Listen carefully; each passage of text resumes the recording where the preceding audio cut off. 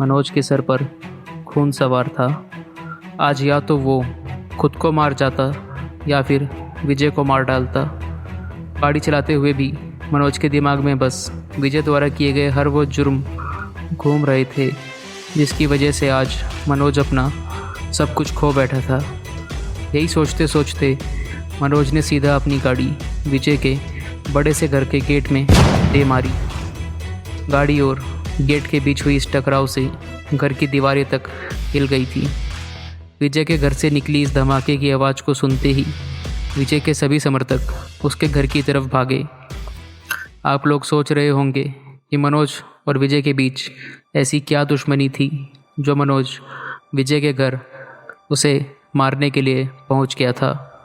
तो दोस्तों, आपको बता दें कि ये कहानी है दिल्ली अंडरवर्ल्ड के एक नामचीन गैंगस्टर मनोज की।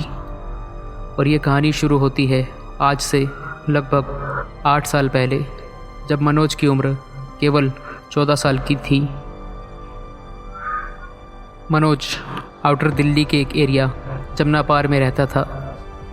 यमुना नदी के किनारे बसा ये क्षेत्र पहले से ही मर्डर, किडनैपिंग, स्नैचिंग और ना जाने कितने ही संगीन अपराधों को जन्म देने वाले मुजरिमों का गढ़ था। आए दिन यमुना नदी में किसी न किसी की लाशें तैरती हुई दिख जाया करती थी। ऐसा नहीं था कि आउटर दिल्ली के इस एरिया में हो रहे अपराधों की खबर पुलिस तक नहीं पहुंचती थी। इलाके में हो रहे सभी प्रकार के अपराधों से पुलिस पूरी तरह वाकिफ़ थी, लेकिन किसी भी पक्ष की तरफ से FIR ना दर्ज होने के कारण पुलिस कुछ कर नहीं सकती थी।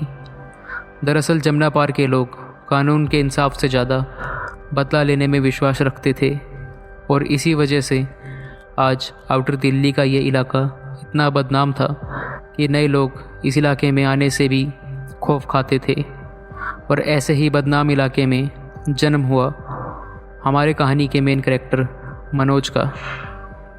दिल्ली की मशहूर सर्दी और दिसंबर की वो लंबी काली रात, चांद की रोशनी अपने चरम पर और इलाके से आ रही एक औरत के चिल्लाने की आवाज़। वो आवाज़ किसी और की नहीं बल्कि मनोज को जन्म देती हुई उसकी माँ की थी।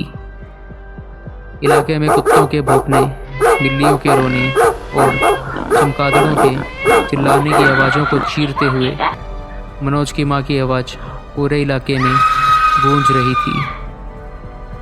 ये आवाज़ सुनकर इलाके के सभी लोग जाग चुके थे।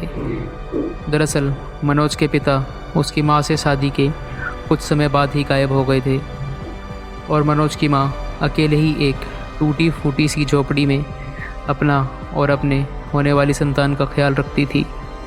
वो लोगों के घर जा जाकर काम करके पैसे कमाती थी।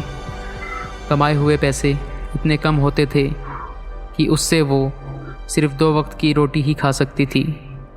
इसी वजह से मनोज की माँ हमेशा एक ही साड़ी में दिखा करती थी। साल में 1-2 बार कभी उसके मालिक के घर से उसे पुराने कपड़े मिल जाया करते थे, और वो उन्हीं कपड़ों में अपना गुजारा करा करती थी। मनोज को जन्म देते हुए भी उसकी माँ उस झोपड़ी में अकेले ही थी। उसके मुंह से निकली चीखने की आवाज़ सुनकर आसपास के लोग भी जाग चुके थे, और वो सभी मनोज के घर की ओर भागे। जब लोगों ने देखा कि मनोज की माँ बच्चे को जन्म देने वाली थी, तो भीड़ में खड़ी कुछ महिलाओं ने अपने दुपट्टे से घर की चारों तरफ एक दीवार बना दी, और वहाँ खड़े मर्दों को इलाके की दाई माँ को लेने के लिए भेज दिया गया। कुछ समय बाद इलाके की दाई माँ भी वहाँ पहुँच गई, और तुरंत उसने आदमियों को वहाँ से जाने को कहा, और महिलाओं को फ़ौरन गर्म पानी और साफ़ कपड़े का इंतज़ाम करने के लिए कहा। जन्म देने की प्रक्रिया लगभग 4 घंटे तक चली, और 4 घंटे बाद जब एक बच्चे ने जन्म लिया तो वहाँ खड़ी महिलाएं उसे देखकर सहम गई थी। दाई माँ ने जब उस लड़के को देखा तो उसे भी धक्का सा लगा। वहाँ खड़ी महिलाओं ने ऐसा क्या देख लिया था जो वो सब इतना चौंक गई। जानने के लिए जुड़े रहें हमारे साथ और सुनते रहें दिल्ली अंडरवर्ल्ड के बड़े गैंगस्टर मनोज की ये कहानी।